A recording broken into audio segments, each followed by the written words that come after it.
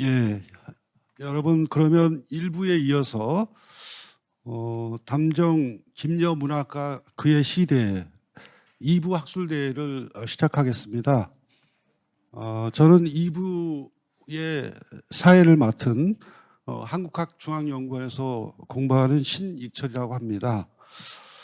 먼저 첫 번째로 성신여대 교수로 계시는 강혜선 선생님께서 김여 한시의 개성, 인정의 발견과 형상화 방식이라는 주제로 발표해 주시겠습니다.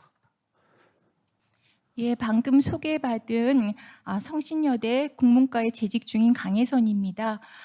제목을 개성이라고 해서 이제 김여한 씨가 가지고 있는 독자성, 개성을 한번 좀 논의해 보자. 그리고 그것의 키워드를 저는 인정이라는 걸로 잡았고, 또 주요 그 작품은 감담일기에 수록된 한 시를 집중 보기로 하였습니다. 그러면 저의 그 새로운 논의는 어디에서 시작을 하는가? 저는 김여한 씨의 어떤 새로운 시로 변화하기 시작하는 지점, 사유학부 이전의 지점을 주목하려고 하는데, 그때 제 눈에 들어오는 것은 그 유배 첫 경험의 그 문학 창작물인 그 유배 일기인 감담일기, 그리고 감담일기에 굉장히 시가 많이 들어 있습니다. 그런데 그 중에서 저는 오원고시 중편으로 쓴 증별시를 새로운 김여한 씨의 어떤 시작점, 그렇게 평가를 하고 오늘 발표를 하려고 합니다. 그래서 이제 삼남일기 소재 한 씨의 특징을 쭉 그 정리를 해보면, 이 사람이 지금 억울하게 유배를 가기 때문에 정서는 다 고초와 울분이 그 주된 정서이겠죠. 그렇지만 새로운 곳을 계속 가고 있기 때문에 지나가는 곳의 새로운 경관과 거기에 자신의 소외가 결합한 그런 기행시의 성격이 대체로 많고요. 그리고 대부분이 오원고시이고 29에서 69라는 아주 상당히 긴 분량의 긴 호흡의 중편 고시를 선택하고 있는데, 이 오원고시야말로 시인이 가장 편하게 쉽게 자기 얘기를 많이 풀어낼 수 있는 그런 한시 양식이었기 때문에 이걸 선택하고 있는 것 같습니다. 사유학부도 어떤 시이냐 하면은 역시 그 추억하기 위한 시이죠. 어디에서 불영에서 어디를요? 불영을 진해에서 불영을 기억하기 위한 회상의 시, 기억의 시, 추억의 시입니다. 그래서 제가 보는 사유학부는 감담일기에서 이렇게 특정 인물을 기억하고 그의 인정을 추억하기 위해 썼던 그 증별시를 썼던 그의 작시 체험, 이게 제일 먼저 1차적인 바탕이 되고, 또 유소사라는 그런 한시 전통, 그리운 일을 그리워하는 그 악부의 전통인 유소사의 그 도입부가 가지고 있는 그 전통을 또 한편으로 계승하면서, 그러면서 진해에서 불영의 인물들을 기억하고 그들과 함께 나눈 인정을 추억하는 시가 이제 사유학부라고 생각을 합니다. 그래서 이 제가 오늘 하고 싶은 얘기는 그 김여의 한 시가 가진 새로운 개성은 바로 이런 인정을 한 시의, 서정시의 양식인 한 시에다가 담아낸 것이 그 김여한 씨가 가진 조선 후기 한시사의 우뚝한 지점이라고 생각합니다. 감사합니다. 예, 그러면 두 번째로 고려대학교에 계시는 정우봉 선생님께서 김여 산문의 특징적 면모와 지향이라고 해가지고 이번에는 이제 산문 쪽으로 김여의 또 문학 세계에 한번 더 구체적으로 저희가 들어가 보도록 하겠습니다. 반갑습니다. 앞서도 이야기 나온 바가 있었지만은 담정의 경우에는 산문 작가로서도 굉장히 주목할 만한 이제 그런 성과를 내었다라고 생각이 되는데, 불행하게도 상당히 많은 산문 작품이 중간에 이제 사라졌다라고 생각이 됩니다. 담정 유고에 실려 있는, 그리고 담정 총서에서 실려 있는 담정의 중요한 그 작품이라고 할 수 있는 것은 결국 제후라고 생각이 됩니다.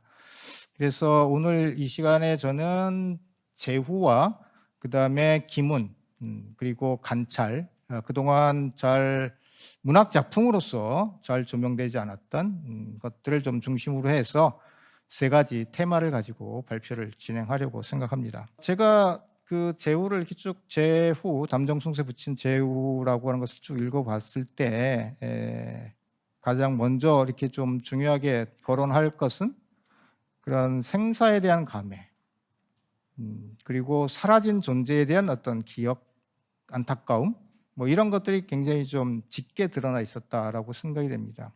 그래서 예전에 뭐 논문 쓸 때 그런 말도 했지만은 이 감담 일기가 자신에 대해서 굉장히 비하하고 또 자신을 굉장히 자조적으로 표현하는 동시에 또 그것을 또 넘어서고 또 다른 사람과 연대하는 그런 과정을 감담 일기는 굉장히 감동적으로 굉장히 생생하게 잘 보여주고 있는 그런 작품이라고 하는 점에서 앞서 본 관찰이라고 하는 것을 보여주고 있는 담정의 그런 모습하고 우리가 같이 엮어서 볼 필요가 있지 않겠는가 이렇게 생각을 합니다. 자, 이것으로 제 발표는 마치도록 하겠습니다. 고맙습니다.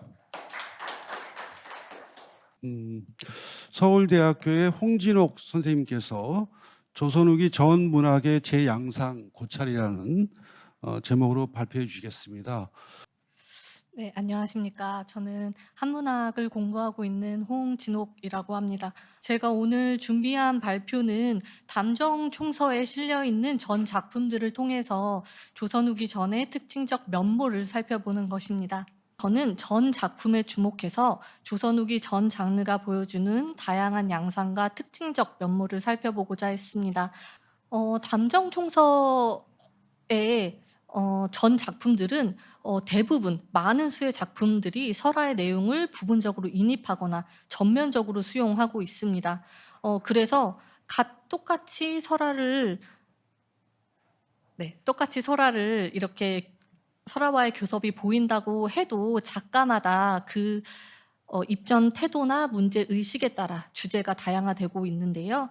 그 중에서 유구 왕세자 외전의 경우는 유구세자를 중심으로 죽음으로 그를 몰아넣은 제주 목사, 즉 위정자의 타막상을 밝히고 이것을 신랄하게 비판하는 것이 중점이라고 할 수 있겠습니다. 네, 두 번째 절로 넘어가도록 하겠습니다. 이 절에서는 이옥의 생연려전을 중심으로 조선 후기에 형성되었던 연려 담론과 이 작품이 어떤 연관을 지니는지, 그리고 이러한 논의가 전의 형식과 결합되면서 어떤 장르적 변화를 보여주는지 살펴보고자 했습니다. 호기 취향의 극대화와 서사성의 강화라는 절인데요. 여기서 대표적 작품은 김조순의 5대 검엽전을 선정을 하였고요. 그런데 이 작품도 본문만 만약에 본다면 전의 영역을 완전히 벗어나서 소설의 특성을 완연히 갖춘 면모를 보여주고 있습니다. 이제 유기적 유형으로 되어 있기 때문에 일단 그런 면모가 보이고요. 그리고 그 입전 인물에 대한 현양이라든지 작품 전체에서 교훈적인 내용은 이제 발견하기 어렵다는 점, 그리고 장면 묘사가 상당히 구체적으로 나온다는 점, 그리고 등장인물 간의 대화가 굉장히 확대되어 나타나는 점에서 그렇다고 볼 수 있겠습니다. 네, 부족한 발표를 들어주셔서 정말 감사드립니다.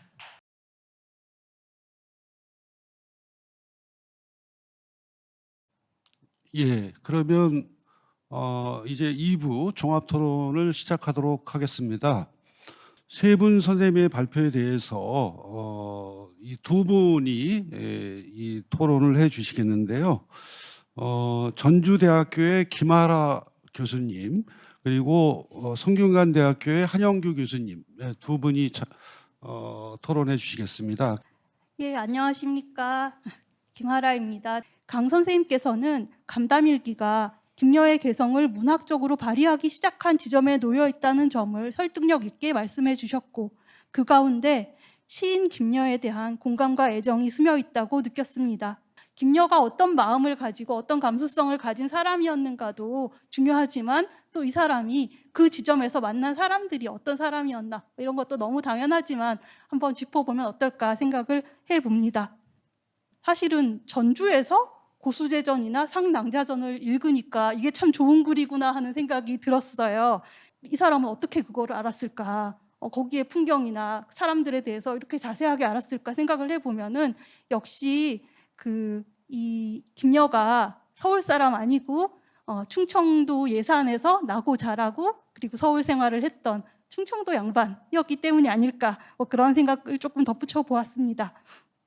그리고 이옥의 생연려전과 관련해서는 이 작품이 이옥의 훌륭함을 보여주는 대표작이 될 수 있을까 그런 의문이 조금 들었습니다. 왜냐하면은 이제 정약용의 열부론하고 비교를 했을 때에는 진전된 면모가 그래도 조금 있을 수 있는데, 근데 박지원하고 지금 이옥의 그 생연려전하고 박지원이 쓴 연려하면 박지전이라든가 여러 그런 작품들하고 비교를 하면은 참 안타깝게도 퇴보한 거라고 느껴지기도 하거든요. 저는 개인적으로 김여가 가지고 있는 어떤 이런 격정의 표출, 사회학부에서 보여주고 있는 어떤 마음속에 있는 어떤 그 분기를 과감하게 기존의 문학 관습과는 달리 표출하는 측면, 이런 점이 굉장히 흥미롭고요. 그런 것이 또 독자에게 어떤 공감을 주고, 그런 점에서 이 부분이 김여 문학의 큰 매력이라고 생각됩니다. 그런데 이런 특성이 어떤 김여 개인의 어떤 경험과 이력 혹은 그런 캐릭터 개성에서 연유하는 것인지, 혹은 담정 그룹의 다른 작가들에게도 일정하게 공유한 측면이 있는지 모르겠습니다. 또 좀 더 거시적인 차원에서 볼 때는 김여에게 보이는 이러한 어떤 자기 수레적 면모라든가 혹은 소품 산문적인 취향, 이런 것들이 이 시기를 전후한 다른 문학 그룹, 북학파나 주사파 혹은 중인층 등의 다른 문학 그룹과는 어떻게 갖고 다른지도 궁금합니다. 굳이 그 불영에서 그들에게 그렇게 긴 시를 썼다는 거는 그 자기가 유배길에서 받았던 그 따뜻함, 인간의 그런 것들을 자기가 시로서 기념하고 추억하고 싶은 그런 창작인 것이죠. 그런 게 이제 김여한 씨의 이제 매력인 것 같고요. 그리고 여기 그 기행시 전통 계승한 부분 그 잘 지적해 주셨는데, 이분은 다 고시를 쓰잖아요. 긴 그 시로서 자신이 그 새로운 경관에서 만났던 풍경이며 자신의 체험들을 담고 있기 때문에 그 감담일기의 그 주류를 형성하고 있는 기행시의 성격은 또 따로 좀 논의를 할 필요가 있다고 생각을 해서 그것은 다음에 제가 또 한번 써보도록 하고요. 기본적으로 담정 송수에는 수록된 인물이 한 16명이잖아요. 그렇기 때문에 이들 하나의 그룹으로 어떻게 묶느냐가 사실은 고민이 되는 측면이 있습니다. 지금 뭐 북학파, 그야말로 연안 그룹과 뭐 추사 그룹, 뭐 중인층, 뭐 이런 것하고 어떻게 갖고 다른가 이렇게 물어보시니까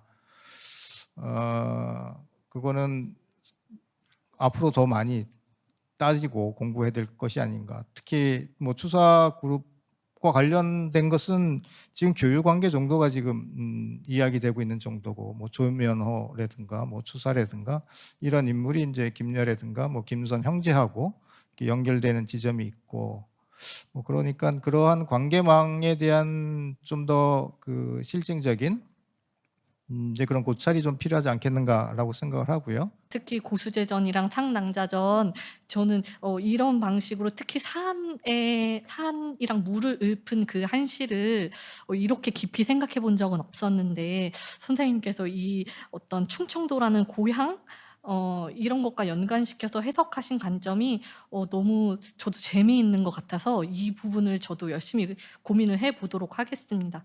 그리고 사실 유형아 말씀해 주신 것도 저도 당연히 부족한 점이라고 생각하고 있고요. 다만 어떤 저의 괴로웠던 점을 말씀드리면, 생연려전이 이옥의 대표적 작품이라서 골랐다기보다는 이제 이 경향성을 이제 유형화를 할 때 많은 작품 이제 다수의 작품들로 이제 덩어리로 묶다 보니까 충효열을 담지한 작품들을 나눴고, 그 안에서 이옥의 경우는 이제 연려전을 4편 정도를 쓰고 있어서 요걸 가지고 이제 얘기를 해봐야 되지 않을까라고 하다 보니까 이렇게 되었는데요. 선생님이 말씀해주신 부분을 좀 염두를 해서